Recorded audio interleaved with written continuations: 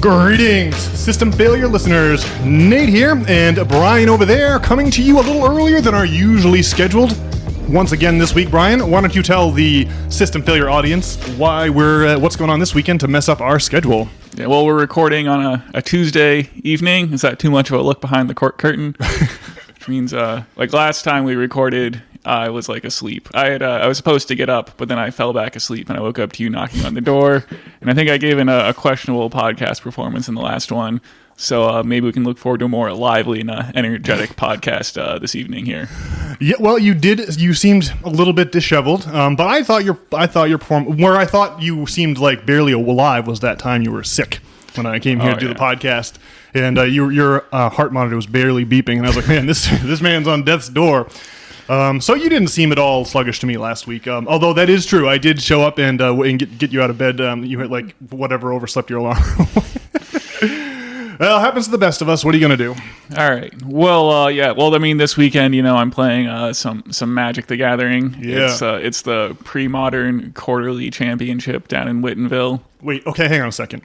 You told me that you were going to be going to Magic tournaments on 2 consecutive weekends. Have I got my facts twisted? Right, and then next weekend is the ELD Monthly in Bellingham, you see. Oh, so these are unrelated then? Yeah. I thought you were going to tell me that this was some kind of a championship that was going to carry over into a second weekend, so that's why I started to get excited. Well, so the quarterly in Whittenville is going to be, it's sold out within a few hours, and it's like a 108-person tournament, and so that is going to be like a bigger show than the one in Bellingham the next week, but the one in Bellingham, draws like over 33 people typically, and those are pretty good too. And why is the tournament this weekend called a quarterly championship?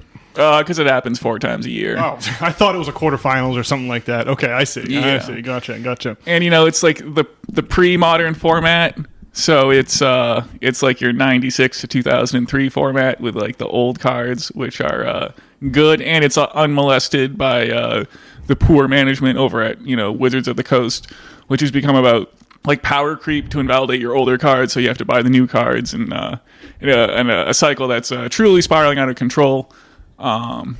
There's these Final Fantasy collector boxes now because they do these crossovers with SpongeBob and other some such, and these collector boxes are selling for like $2,000, and they have like an MSRP of like $400, and it's like out of control. Yeah. I was wondering when you were going to bring up SpongeBob, because it just seems like the Magic card. Now, not to wax too nerdy here on the old System Failure podcast, but I have been known to turn a Magic card or two in my day.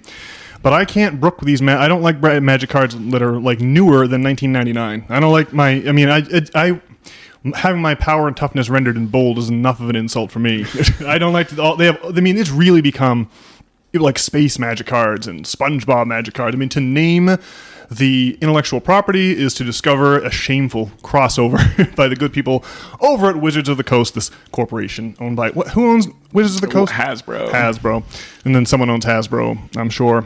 So yeah, those folks have trotted out a lineup of more and more embarrassing cards. So that to me is even worse than the power creep you cited a second ago. Yeah. And so, last weekend here in Portland, they have like a monthly pre-modern tournament.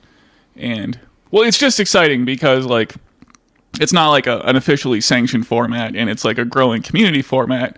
So everyone's like pretty chill and old, and it's like a part like retirement home and part like sanctuary from the madness is how it's been described. And so I went undefeated at this tournament last weekend, and then what I also did is I sold all my cards that were from after 2003 nice. for about like $1,800. Wow. And I spent $800 of it on this sweet Gaia's Cradle. I think that's one you've heard of before, right? Yeah, definitely. It's a little beat up, but the card is super old timey. It's got a nice naked fairy on it. Well, a little one anyway. You can see its backside. Which set is the 2 gears? Urza's Saga. Yeah, okay, cool, man. So that's a sweet piece of Magic the Gathering history. And so I just need 3 more of those bad boys. Well, 2 points come to mind. First, my astonishment that this game from 1994 that I used to play in 5th grade with my chums is like still going strong. Like not a lot from 1994 is still around. My other interesting thing is you mentioned that this pre-modern format is unsanctioned by the corporate body, Wizards of the Coast. That's interesting. So is it like fair to characterize the proliferation of the pre-modern format as some kind of a revolt against the corporate suits? I mean, that's sort of thing that excites me, and you can see why I want to immediately go to that with respect to this. But absolutely, yeah, nice. All right, that is really cool. And just people are like super chill, and it's a format you can get into like very cheaply if you wanted. Like you could build a deck for like $100 or less, as opposed to getting that $900 guy's cradle. Yeah. Yes. Well, I myself own exactly 60 Magic cards, and they're all from 1994. What's third edition? That's in 95. Revised. Revised. I think it is 94, 95. I can't remember one of those. I feel like years. the first set was I think 94 was like when they put out beta. I think it might be 93, but I can't quite remember. Well, one year or another hardly makes a difference. It's really cool that they're still going strong. It's amazing that it's such a cultural touchstone all these years later, 30 years, 40 years later. So that's pretty exciting. And you go and dominate these people? I'm undefeated in my last 3 tournaments. Now there is some chopping of top 8s that has happened, like where I just split the top 8s or the finals rather than play it out. But you have not taken an L. Correct. Yeah, that's pretty cool, man. Well, good for you. Yeah. So, in other news, we are doing the podcast early, as mentioned, and you sent me some homework to do for this podcast, Brian, and I am ashamed to admit that I have not done this homework. But why don't you tell the good people, why don't you see if you can edify me and the rest of the System Failure audience as to just what was in the link you sent me 2 days ago. Well, sure. Well, Kurt Metzger is making the podcast rounds. Well, okay, the link I sent you was this woman who says she was like in the MK Ultra program as a child, and she was on. And is it a clip from the Jimmy Dore show? Yeah, like an hour-long one. And so Kurt Metzger's usually on the Jimmy Dore show. He's like the late night shows always have someone on the mic off to the side, right? Isn't that Kurt Metzger's job, like to be the side commentator, the sidekick guy? You know, isn't that? Yes. It's a direct imitation of like Ed Sullivan and whatnot. Yeah. Okay. And well, this lady on the program, I mean, she was like she says that she was like her parents like sold her into the MK Ultra program, and that she was like trafficked and stuff and loaded up on drugs. And like, did they put a chip in her brain? Something you can tell by her affect, like just the way that she talks. She's you can tell she's got like a few screws loose from having undergone a bunch of stuff.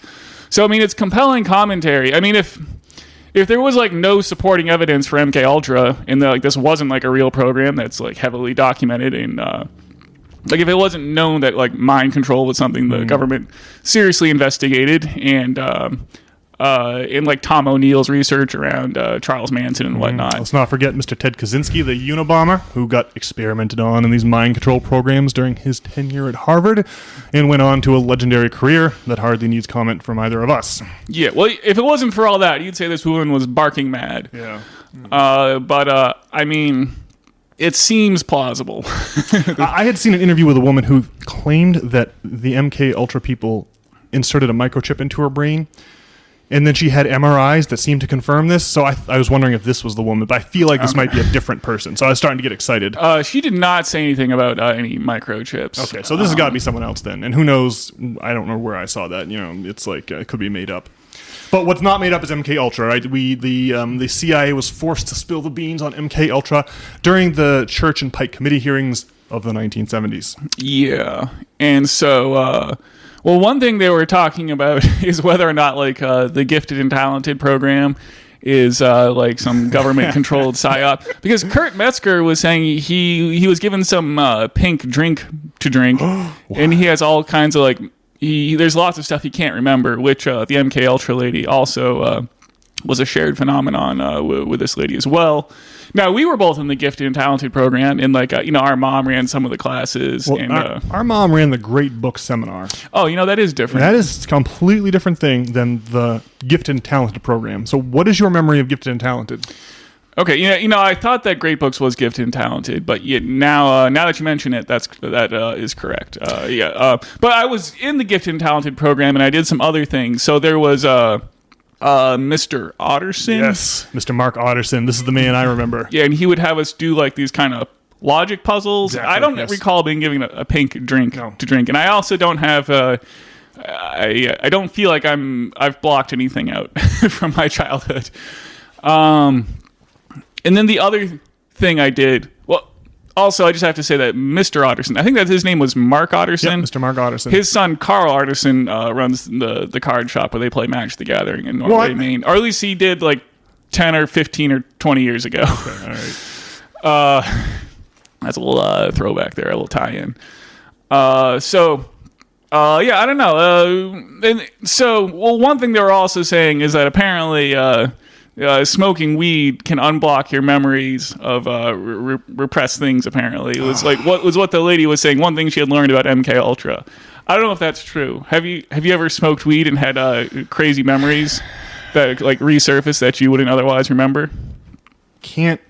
I can't think of a specific example, but that seems extremely believable with when I think of the principle of neuroplasticity. You know, like the way that your brain, your neurons make the arms that come off the neuron cells are called dendrites, and they connect to other neurons.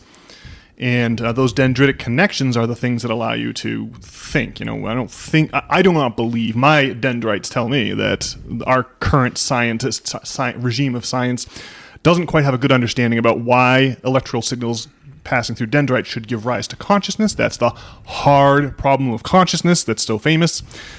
But what's not debatable is that you can see on like fMRIs and I'm not sure what kind of I don't remember exactly what kind of brain scan is the appropriate one, but you can see that the rate of novel dendritic connections or neuroplasticity increases with THC. I guess I should look up actual studies because now since I didn't do my homework, I'm kind of flying off the cuff here. But the experience of smoking weed definitely feels like increased neuroplasticity. You make connections that you might not otherwise have made. I don't know. There's something about that. I will say it does to me. The experience of smoking weed feels like burning all of your intellectual candle power for like the next 24 hours in the next 2 hours.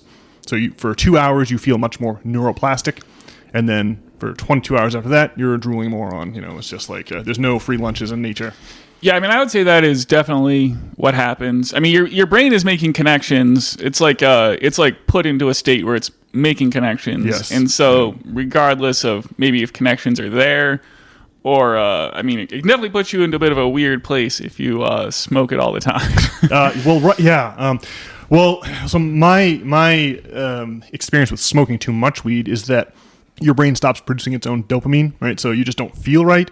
Not you feel bad necessarily, but like if you eat a bunch of spicy food and your stomach is all upset, because there's too much acid, because your stomach is pumping up too much acid. Most people's impulse is to take an antacid, take a base to try to neutralize that acid, but that just causes your stomach to pump out even more acid. What you want to do is like to take a little shot of apple cider vinegar to increase the acidity and make your bile ducts or whatever that are in your stomach turn off that acid. And so a similar effect happens when you are like dosing yourself with extra dopamine. Like your brain just goes, oh, it allows you with dopamine, no reason to produce it, and then you stop producing it endogenously, and then you don't feel right unless you have the weed. That's a terrible loop to be in.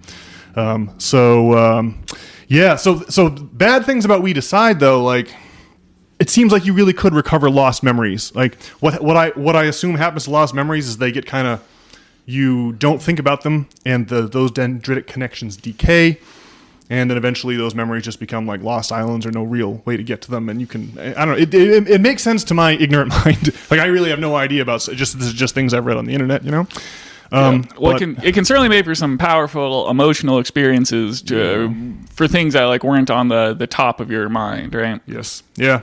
The other great value to psychedelics, and weed to a lesser extent, but seeing if your consciousness is like you're perched on top of a mountain looking down at the valley of your reality, what drugs do, what they put you in a different mind state. So it's kind of like descending from your mountain and climbing to the next peak over and climbing up that, and then looking at the valley again from a slightly skewed angle, right? This is what binocular vision gives rise to 3 dimensions, right? If you can see something from 2 slightly different angles, you can extrapolate, you can pop it up like a pop-up book into a 3D model of reality. It's how the 3D glasses work up in the movie theater. So there's value to that. There's value to if for no other reason, altering your consciousness is valuable because it gives you a second line of sight on reality that you can then use to compare with your normal sober line of sight and make some conclusions. So I don't know. Yeah, well, Definitely, like, peak weed smoking is, well, if you do it once in a while, it's like an overwhelming experience, and you can't, it's not like relaxing, but like what's optimal is when you're smoking weed all the time and are in a crazy haze, and then, you light it up, and I don't know, you're like a Rastafarian and everything's chill, man. Well, I think that the blueprint laid out by our dearly departed, famed ethnobotanist Terence McKenna is just what the doctor ordered. He said if you can use the marijuana, but use it once a week, right? Resist the temptation to hit it up that second day. And that's the real killer with weed. If you can just use it once a week, then you can use it responsibly. It's very light on the body. In terms of other drugs like sugar or alcohol, it's very metabolically light on the system. So, but if you can just not abuse it, our good friend Vlad had a saying that I like, marijuana is like a fine, woman. You don't abuse her like a prostitute, right? You treat her to a fine dinner, right? So that's how marijuana ought to be treated. I think that's about right. If you could really keep it to once a week, then it could be like a performance-enhancing drug. The negative effects would be minimized and the positive effects would be maximized. But I have real trouble with that. When I smoke, I feel like every time I try weed, I get like addicted to it because the next day there's no hangover, right? There's no like even if I have like one beer, the next day you're like, whoa, man, it'll be a long time until I do that again. But like if you light up a J-bone, like well then the next day, the way I like to describe it, you get from that Wolf of Wall Street, you get a funny idea. A strange idea, a capital idea. The man should reinvest his money again is the punchline of Wolf of Wall Street. But in my life, it's like, I should spark up another J-bone. So, we didn't mean for it all to be a referendum on weed. I want to bring this back to Kurt Metzger and MK Ultra and what else this woman has to say. Man, that's mostly what I remember about it. Well, Metzger, he has this thing where he goes around saying that, and this is the part that I really enjoy about Metzger. He's quite the ADD manic speaker. He goes, and I try not to do this myself, chatter on really, really fast, and just put out one thing after another without resolving thing A. You're on to thing like C and D. But the thing that he says that I love is that like we have our scientists with their white lab coats and their sober expressions come out and tell us what's real and what's not real. And then his thing that he points out is that the people that fund all that science, the bankrollers of that, the finance, they're all over at Bohemian Grove sacrificing to the dark god Moloch. They totally believe in the dark magic and whatnot. It's so, or at least they act out, or something, something they're not being honest about. So it does seem like I think that's very, very interesting. And when we get to the fate of the infamous Mr. Jeffrey Epstein later in this episode, we're going to have to make sure we close the loop on science, because I really think that's the key to understanding what in the Sam hell is going on with the Epstein situation. Well, I was saying before that Metzger is making the podcast rounds, and so he was on the Duncan Trussell Family Hour, and he was dressed up like Bill the Butcher with like a hat on, like the top hat, and draped in an American flag. Yeah. And they kicked the episode off with that quote. Really, it's Liam Neeson who's the opposite character of Bill the Butcher. And they had, like, may the Lord guide my hand against your Roman popery. That's Bill the Butcher that says that line. Oh, is it? Yeah, Liam, it's because the Catholics getting off the boats in droves the Irish getting off the boats in droves are all Catholic. And that's not something we love in the Protestant, puritanical, Northeast United States. So yeah, it was like along religious lines that those crazy conflicts went down, and the hot days leading up to the New York draft riots of 1865. Well, on the Duncan Trussell Family Hour, they further revisited the idea of the gifted and talented program. Oh man. And well, like maybe if we were in the gifted and talented program maybe 10 or 15 years sooner, or whenever Kurt Metzger was, he must be like 10 or 15 years older than us. But anyway, what I would say about the gifted and talented program is it was replete in, it's sort of, it takes the smart kids and makes them supplicative, and like, it turns into a bitch, basically, right?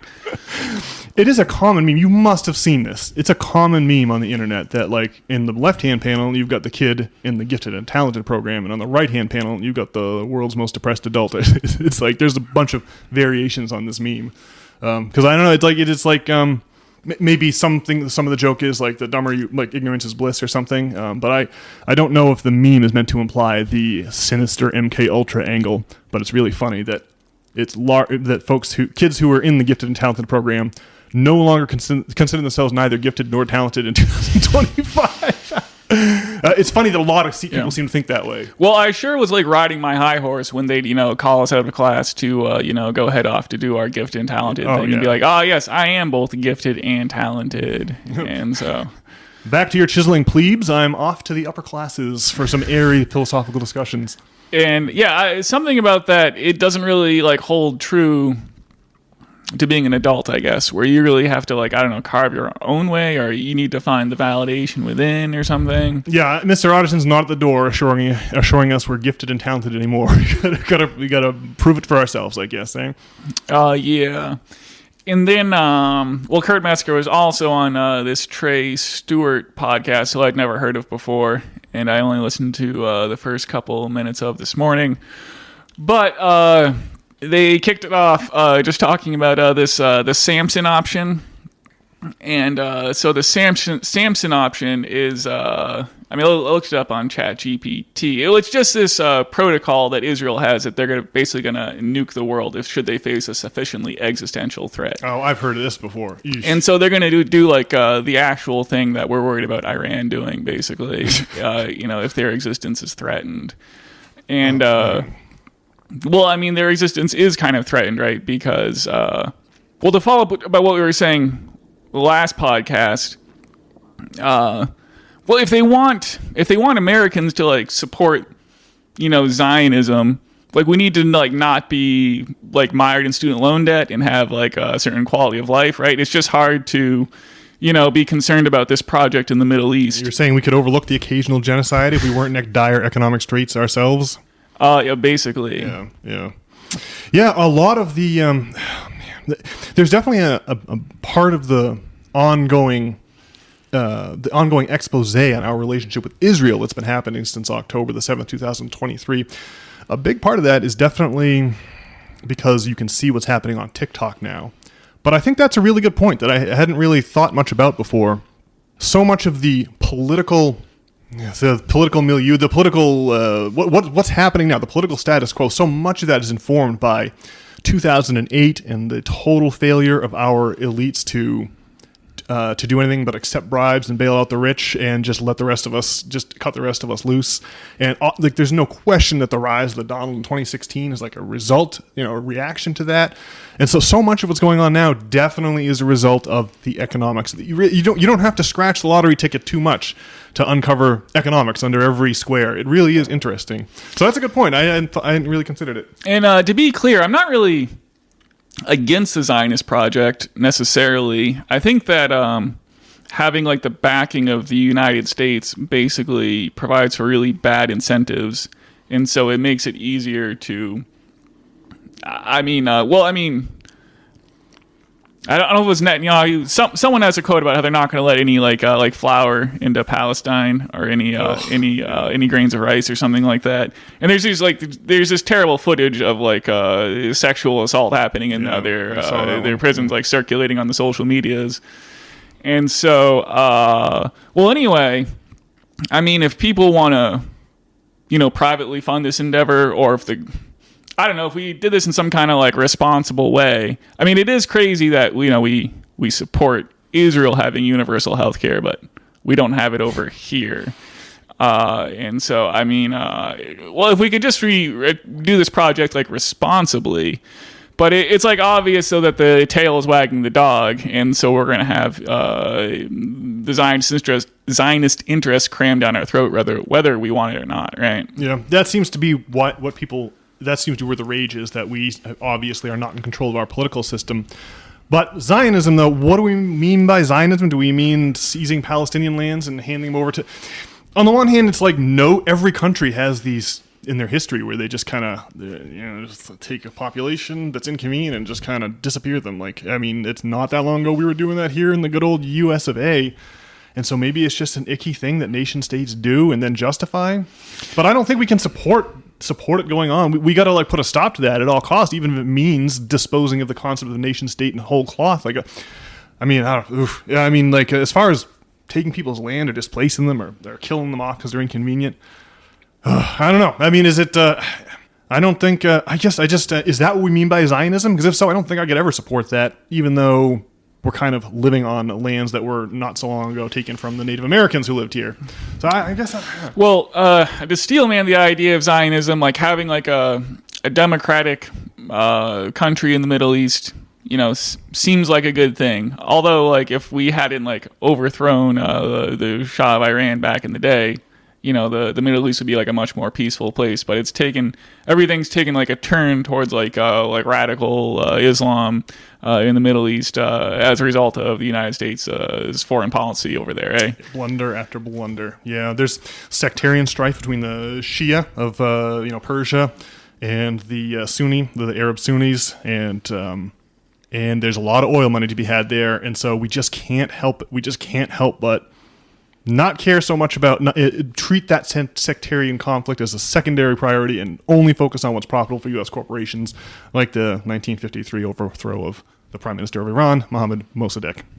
Yeah, because we needed his oil. Well, the British had his oil, right? Isn't that the story? And the Mohammad Mossadegh had some strange ideas about how the revenue from that oil should actually benefit maybe some Iranian citizens, and that's why the British intelligence got in contact with their chums in Washington, and we overthrew Mohammad Mossadegh and installed the Shah.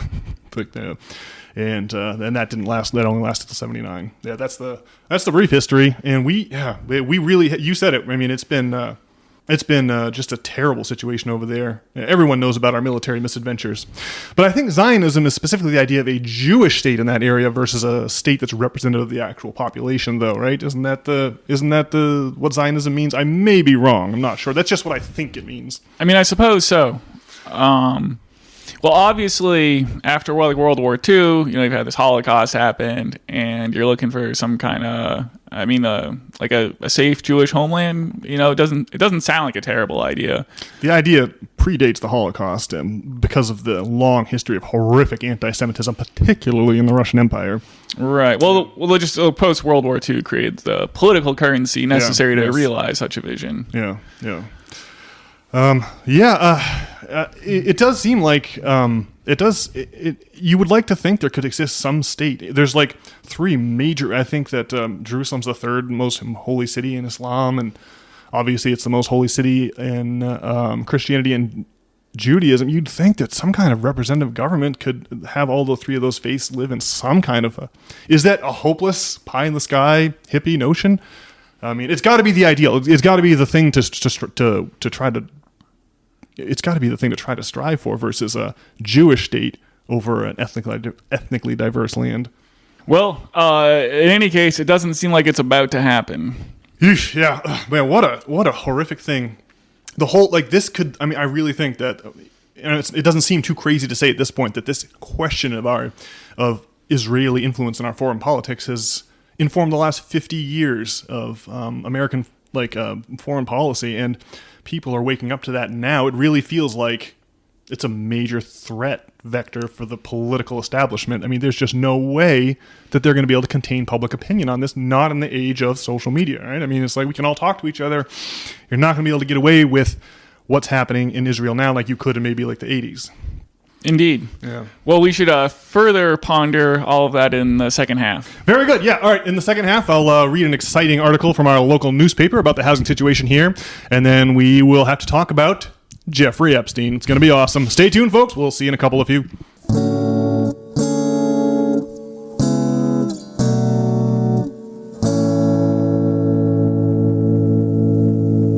And we're back. Well, all right, Brian, as you may recall on last week's episode, we had much ado about Mr. Mamdani, the new Democratic mayoral candidate down there in New York City, and his proposed rent control, or a rent freeze, or rent stabilization, or what have you.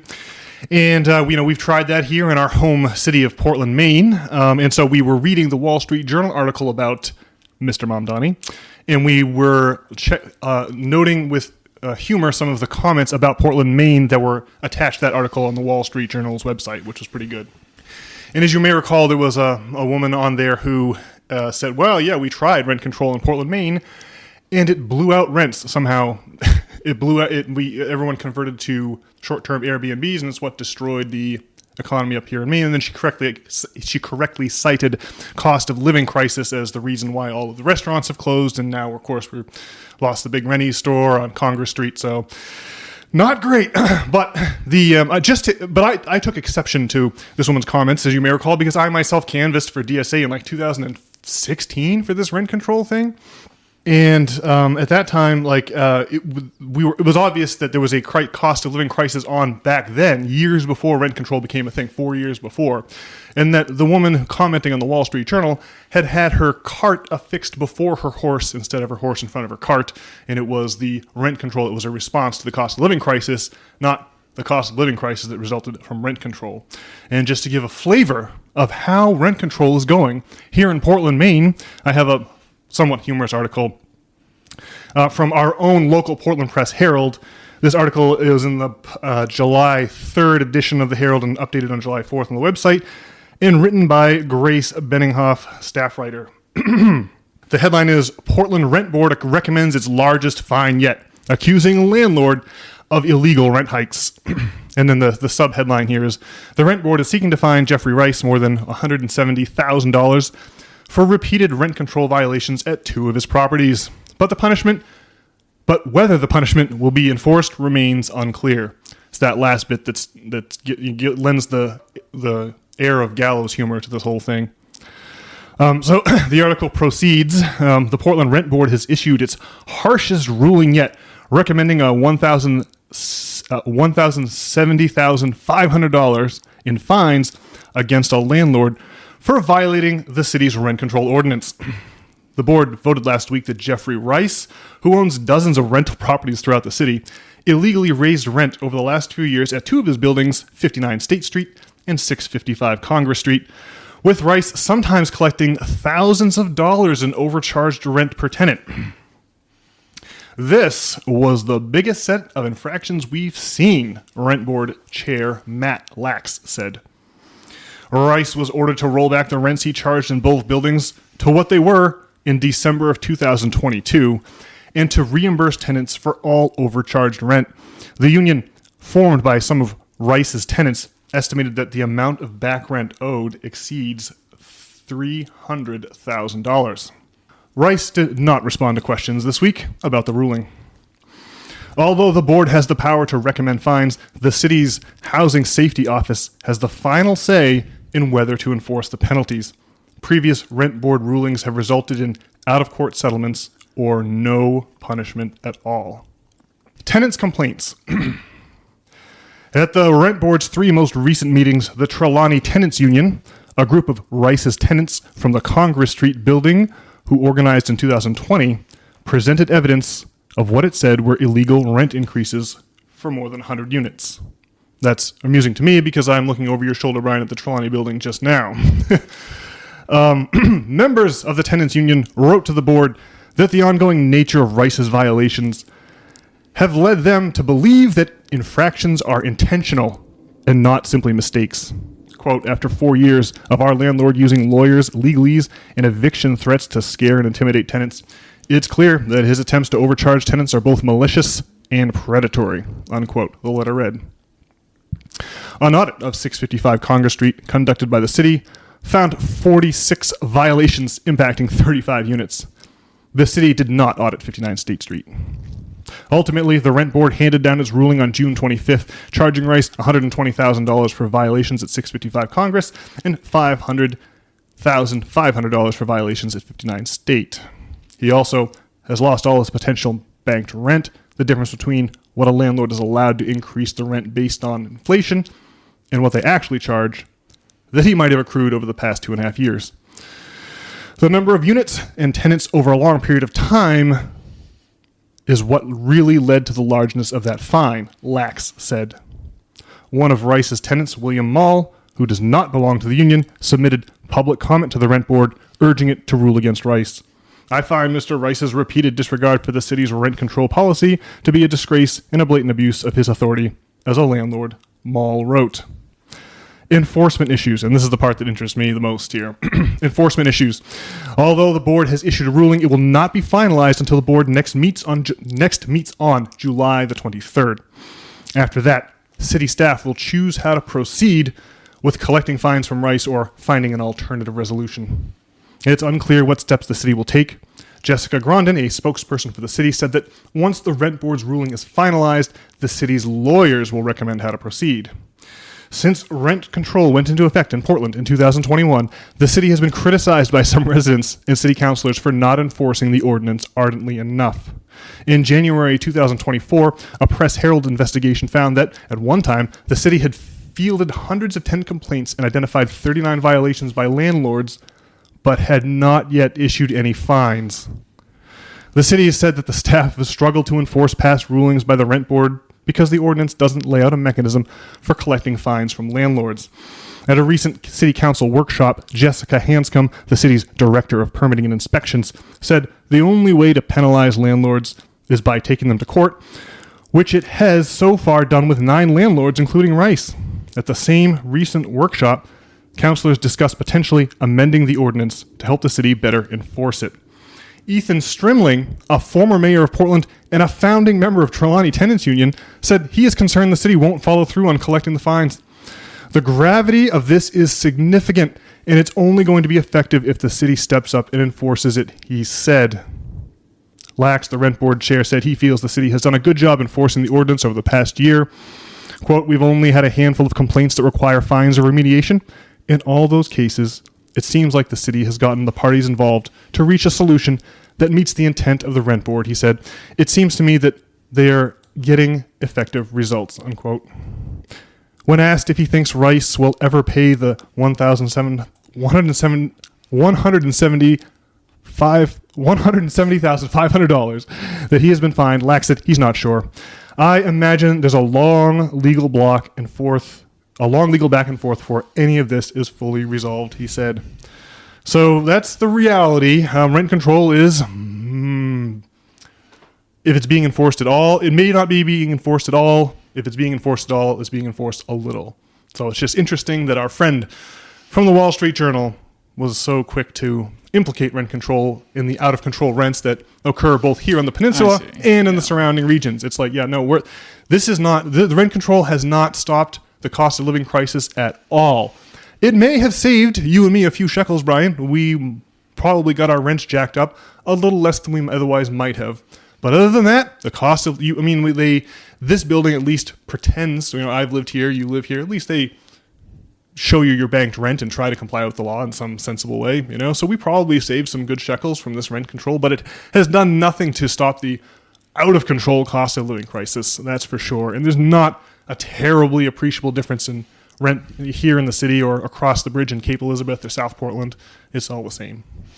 Well, your boy Tom Bu, I think, was lamenting the problem of rent control, and it does create bad incentives for landlords to not maintain the property. I mean, it would be ideal if landlords could charge the amount that they felt was reasonable, but if there was good competition for housing options that were affordable, so that if people didn't want to pay their crazy prices, there'd be good alternatives.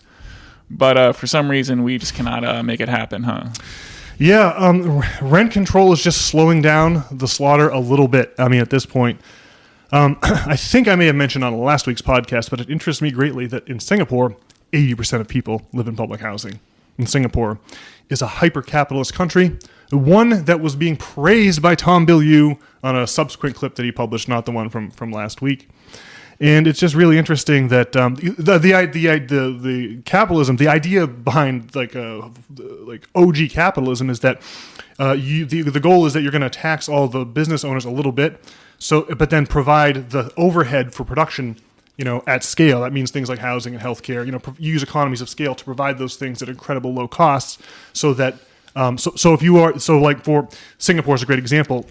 There is no minimum wage. Every couple that has a child, and Melissa Chen, who is Singaporean, was talking about this on Joe Rogan years ago. Everyone has a au pair, a maid, because there's tons of women who like kin work. They like taking care of children, but they have no real way to do that. But they like going to the young couples' houses and helping them, the young professionals' houses, and helping them with their kids.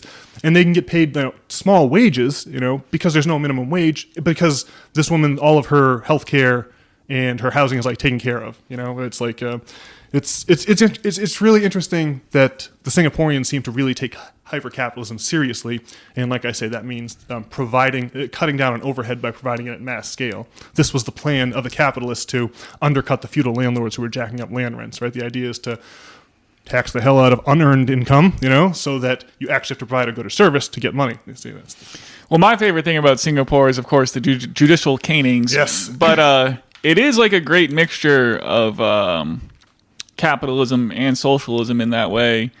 Whereas we just kind of have like socialism for the rich. Bailouts for the bankers. Yeah, they've got it so it's actually like working for the people. So, I mean, that is pretty incredible. Well, it's a very competitive system. There's a reason that Singapore is a major hub of world trade. They're a huge success story. So if we're going to have capitalism, can we at least have real capitalism versus just just whatever predacious thing we got going on now? And if we can't get rid of the predacious thing that we have going on now, can we at least slow it down a little bit with a little bit of legislation, maybe like what Mom Donnie is suggesting, just to extend the runway before we just head off the cliff of societal collapse? I don't know. Doesn't seem like it should be too much to ask, but apparently, judging by the backlash to Mr. Mom Donnie's candidacy, there's going to be no such luck. Well, there's obviously like no accountability to the people by the government, and it's the tail wagging the dog. You said it, yeah. And so to that end, I want to talk about Diddy for a second. On my trip down to Brooklyn, I prophesized to my kung fu cohorts, also riding in the van, that I think there's a good chance that Diddy's going to get off. And of course, he was indicted on 2 lesser of the 5 charges there. And so, how did I make that prediction? Well, Maureen Comey is like one of the prosecutors, and she is, of course, the daughter of James Comey, the former FBI director. And so, I don't know, just knowing stuff about the FBI makes me want to take the under on Diddy getting prosecuted to the full extent of the law. And because, I mean, nobody really wants to go after these crazy, this crazy sexual deviancy, like people, the government is not inclined to press charges, which, relates to Epstein, which we're going to talk about too. Fascinating. You see, I reached a similar conclusion, but from the exact opposite vector. See, the defense attorney is a daughter of Mr. Mark Garrigus out there in Los Angeles. The dude, like this rock star defense attorney who has been on and off the Corolla pod for years. We've listened to him quite a bit over the years. So it's like, so this is, I just think that dude can like get anyone off. He's just a really like sharp dude. And when I found out it was his daughter as a defense attorney, I was like, oh, I bet she's going to be able to work a thing here. But like, look, would we say Diddy gets off? Because both those charges that he got hit with, maximum penalty 10 years. He could be in 20 years in prison. Dude. It could be like, I wouldn't say that's getting off exactly. Dude's got to be in his 50s now. It's not great. But interesting, though. Interesting that you were considering the prosecutor and I was considering the defense attorney. All right. Yeah. We'll have to see like what kind of charges he actually lands with, and if he gets prosecuted to the full extent of the law. I suppose if he does get locked up for 20 years, well, that would be a pretty good sentence. Let's just see let's just wait for sentencing and see what shakes out. But I'm interested. I'm interested to note that you noted the prosecutor. That's pretty good. I mean, Ghislaine Maxwell is like allegedly locked up somewhere, and she really got off light. Yeah, so, that brings us to Epstein, because we're recording on Tuesday, and on Sunday night, the Donald was on Truth Social, assuring us all that the case was closed and that there was nothing further to see here. AG Pam Bondi was saying there's no Epstein client list or no... it was qualified with a word, I think. But, after having said that she had the thing on her desk a couple months ago when they did the influencers up in the White House, remember they were handing out the binders. So So the Epstein thing really is a linchpin. I mean, the Israel thing is bad. The Donald going to war, the Donald, bombing Iran, terrible situation there. And now the Donald is not going to tell. We're going to get no UFOs, no Kennedy assassination files, not even a measly Epstein dossier. I mean, that really is that is 3 big. I guess it's 2 big swings and misses, but that's a strikeout for the. I mean, it's like any hope that the Donald administration was going to be a turning point in whatever corrupt beast is down slouching through Washington D.C. I mean, at this point, all hope for that is extinguished on my part. I wonder if you agree, Brian. Yeah, well, the reason to be interested in the Donald is that he seems to be like not part of the deep state, yes. or okay, maybe part possibly like some kind of antidote to the deep state. That's what, your MAGA people are hoping for, right? Yeah. And with this pronouncement, it's clear that there won't be any prosecuting of the deep state to any further degree, right? And they're just trying to put a bow on it. And well, you got to think that it's going to mean that the Donald, is going to get shellacked in the midterm. I mean, it's just a complete failure, basically. And so, I mean, all of my optimism is shot about anything good happening.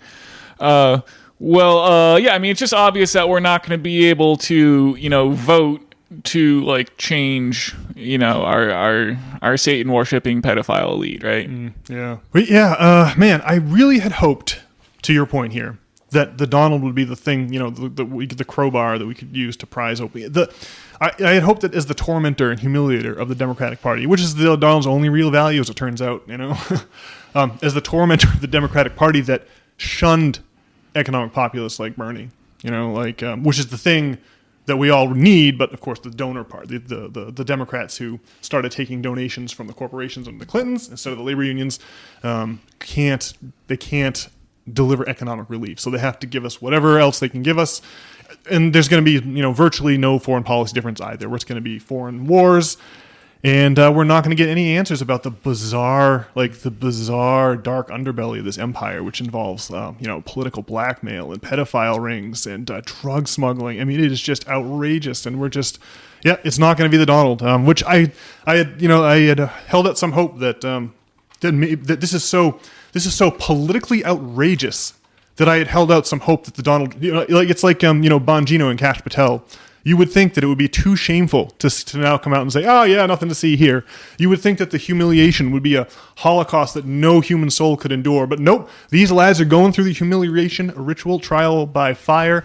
I cannot believe it. I really thought maybe that this is, I really thought this would be too embarrassing, but I guess not. I guess it's not the way it is. Well, also, since this has come out, Netanyahu's nominated Donald Trump for the Nobel Peace Prize. Yeah, and it's also worth mentioning that Mr. Netanyahu's in town this past weekend for the third time. Right. In 2025. The coincidence on the timing of the Epstein thing, God only knows. So what do we know about Mr. Epstein? Well, just we know he's connected to this woman, Ghislaine Maxwell. And Ghislaine Maxwell and he ran this horrific pedophile ring for the better part of 3 decades, from what I can tell. And Ghislaine Maxwell's old man is Mr. Robert Maxwell, who was an Orthodox Czech Jew who escaped the Nazi regime and defected to Britain and got involved in espionage for the Brits.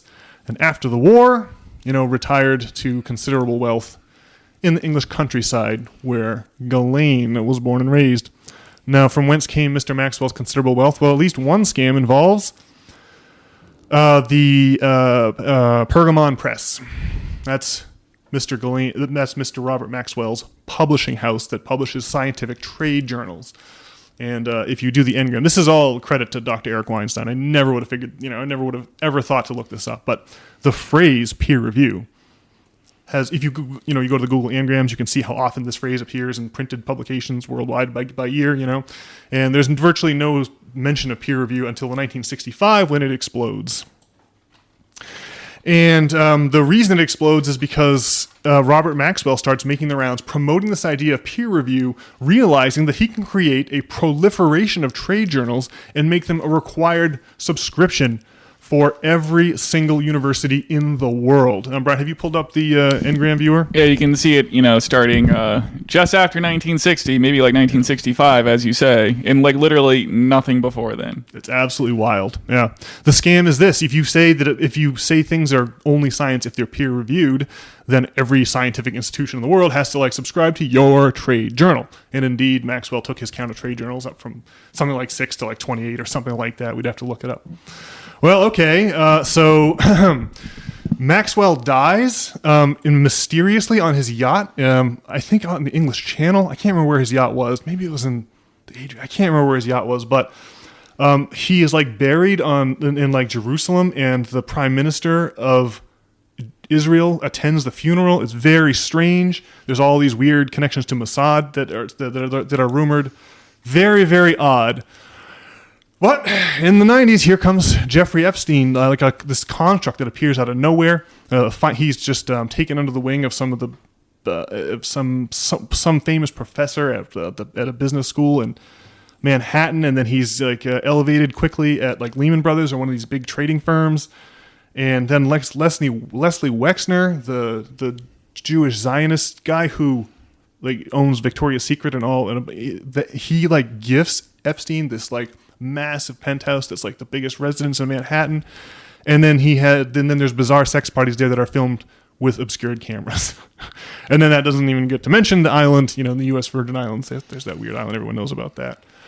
Well, what is it? It's really, really, I don't know. I think that I think it goes back to that Catherine Fitz interview that we clipped a month or two ago with, remember she was the assistant Secretary of Health and Urban Development under the first George Bush, and she was talking about the construction of this new parallel system to graduate us all into when this obviously collapsing system becomes intolerable for too many people.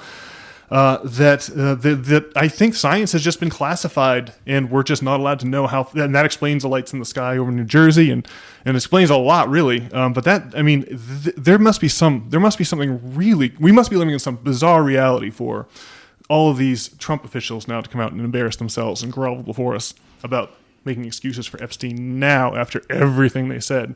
I don't know. What do you think, Ryan? Man, well, it's just obviously a case of the tail wagging the dog. Man, well, I just did want to say that I was searched up. I guess this quote about the flour thing is not real. Flour? They're not going to let an ounce of flour into Gaza or something like that. Although I see in 2024, Israel's finance minister Bezalel Smotrich explicitly blocked a U.S.-funded flour shipment. And they have had a tight blockade on aid since October 2023. Yeah. Is it controversial? I thought it was known that the Israelis were classifying items as dangerous as secondary ingredients or something. They were heavily restricting the flow of goods and supplies into the Gaza Strip. I thought that was just known. I don't know. That matches what I thought I read and heard in the news over the past year or two. Well, it doesn't seem very controversial to me. But good of you to check your thing. It's always, it's always good to. Well, yeah, I don't know, man. It's the tail wagging the dog, and it probably has a lot to do with what Catherine Fitz is saying, and it probably has to do with breakaway civilizations and 0 point energy and whatnot, and. Well, it'll be interesting to see how it plays out. I just can't imagine that the Donald he's just let his base down on every possible front, right? And now Elon Musk wants to start his own political party, right? Did you see about this on July 4th? I did, but what's his actual plan? Is his platform? What's the platform? I mean, if it's not going to be economic relief, then why bother? Well, he does support Thomas Massey though, and who I don't know. He seems to have reasonable takes on government spending and what our relationship to Israel should be. Seems like he's genuinely trying to be America first. Well, I don't know. I mean, if they could set up a situation like in Singapore, some kind of hyper-capitalist to the point of being socialist, that would work for me. It seems like it should be threatening to the Donald. Elon Musk is obviously willing to throw money at problems, the buying of Twitter and then supporting Donald in his last election.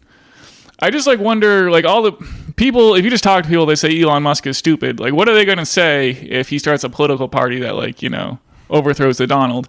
I'd have to imagine that Elon Musk's political party would also be a threat to the Democratic establishment. So the political NPCs. I'm sure Keith Olbermann will be attacking Elon Musk, and that'll be the message. It probably won't change anyone's mind, but you would think that maybe some people will take their "I hate Elon Musk" stickers off the back of their Teslas in light of this development, especially if it proves to bear fruit as we go into the midterms here and whatnot. Well, that would be the most exciting. If I was writing for the WWE, right, you'd have to have a redemption Elon Musk arc, right, and then that could be fun, to do. Man, but look, there's this whole thing that we know partially the nature of the beast. We understand that enough stuff have come out about Epstein and what we also understand that the nature of the national debt is that there's a banking scam afoot here, right? The way that our whole currency and whole system is built is that we have to keep jacking up that national debt We can't ever let it go. The minute you have a balanced budget, you have an economic collapse. It happened in 1921 and in 2000. Like a balanced budget is a disaster. You can't have that because of the debt-based currency we have. So, like, eventually Musk and Massey and Doge and the libertarian, gold, all of the people who rightly criticize the Federal Reserve, they're going to come up against this issue of like, well, we're going to have to. I mean, you're just looking at a total. It's an existential threat to the system. Trying to pay down the debt, trying to pay down the debt is misguided in view of the system we have. Right? It would be silly to actually transfer that wealth. That's not the solution to the system. Like, we have to have some kind of a whole different paradigm here, and a lot of people to whom all wealth is owed are going to have a major problem with just not turning over those trillions. I don't know. It's like we've painted ourselves into this ridiculous financial corner, and like part that you can just tell that like it's part of the weird carnival tent that we're not allowed to peek inside. The one with Jeffrey Epstein, the thing that Pam Bondi's now standing in front of us and being like, nothing to see here. You can kind of peek under the flap with like the Epstein. You can go, oh wait, yeah, but there's no. This whole national debt thing. It doesn't. It has to go up. So because that's the reflection of the currency in circulation. It's not. It's not. I hope that the Elon Musk redemption arc definitely comes true, because that's going to give us another peek under the flap of this ridiculous carnival tent. Whatever it is, if it's a breakaway civilization, if it's UFOs or 0-point energy, when the Donald comes out and announces that Epstein definitely committed suicide and definitely didn't kill himself, and so do all these people behind him, you have to say, well, we have to discard what the authorities are telling us. We're free to guess at our own reality now. We have to just sever that anchor to the authoritative version of reality that we inhabit. It's a wild place to be. It's a wild ship to be on. Well, I mean, to be fair, the Donald Trump, he kind of hemmed and hawed a bit about, committing to releasing the Epstein list leading up to the election. But there's definitely quotes from J.D. Vance saying that this thing needs to be released. Yeah. And Kash Patel and Bongino, oh man, did they go hard. And so, I saw Elon Musk tweeting that, we need the Epstein list. But, he might also do the old sleight of hand trick, wherein if he actually gets into power, he will, again, be like, well, there's actually nothing to see here. Yeah. Oh, that seems like the only way out when you're painted into that logical corner, that I was mentioning before. You just have to be like, yeah, we'll just pay lip service to this ridiculous caricature of reality that everyone knows isn't real. And we'll just carry on for another day and just deal with the rage and the disillusionment and the collapse of authority that comes with that. That's where we're at. It really is. I really thought, I already said it 5 times, but I just really thought this would be way too humiliating and it would actually have to give us something. But no, not a crumb. Well, Sagar was on, Tucker Carlson today, and they were talking about how, it's just really clear that, the Zionist thing, whether you're for it or against it, it's not an America First policy, right? Obviously. Obviously not. It just couldn't be any more clear, and that's just not a discussion that you could really have 10 years ago even, is, what they were saying, and I think it's a good point. And, obviously, there's a lot of pushback on that narrative. It's just not the Zionist thing being, integral to U.S., our well-being as U.S. citizens is... The canard is apparent, right? Yeah. So I don't know. There's some interesting pieces in play in this crazy WWE storyline. Yep, there sure is. And the Israel thing gives us a guess. Gives us a guess the shape of the weird carnival tent. That's really it's just like you say. It's just too obvious now. All right. Well, I think that pretty much says it, Brian. What do you reckon? Is it time to put a bow on another exciting edition of the System Failure Podcast? I suppose so. All right. Well, at this point, I will invite you all to log on to systemfailure.org. There you can read the weekly essays written by yours truly.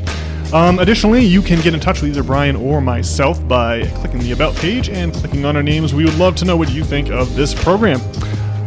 Additionally, if you're on Reddit already, check us out over at reddit.com/r/systemfailure. We'd love to see you online, and hopefully we will see you online this week. Have a good one, folks. All right.